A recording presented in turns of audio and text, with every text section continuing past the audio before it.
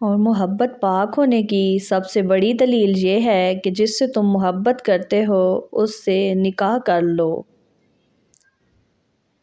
Italy کی کہاوت ہے کہ جیسی بیٹی چاہتے ہو ویسی بیوی لاؤ۔ عزت کے موتی پر اگر ذرا بھی میل آ جائے تو سینکڑوں افراد بھی دھو نہیں سکتے۔ اگر آپ کسی سے محبت کرتے ہیں تو اس کے ساتھ نکاح کا حلال رشتہ جوڑیے۔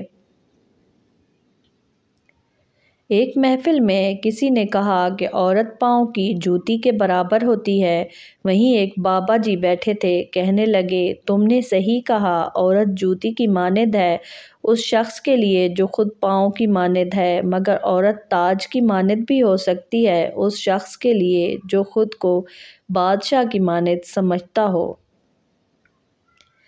منٹو نے عورت کی نفسیات اور فطری جذبات و ہمت پر بہت کچھ لکھا ہے، اور عورت کے لیے ایک جملہ جو کہ انمول کہا، عورت کبھی بدصورت نہیں ہوتی۔ یقین جانیں ہر مرد محبت نہیں کر سکتا، وہ مرد تو بالکل بھی نہیں جو ہر لڑکی پر مرنے کا شوقین ہو۔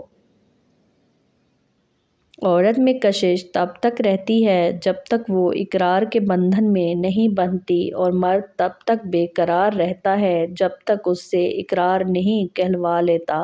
اقرار کے بعد عورت محبت میں گرفتار اور آدمی محبت سے آزاد ہو جاتا ہے۔ مرد کے دل میں دوسری عورت کی اور عورت کی الماری میں نئے سوٹ کی گنجائش ہمیشہ رہتی ہے۔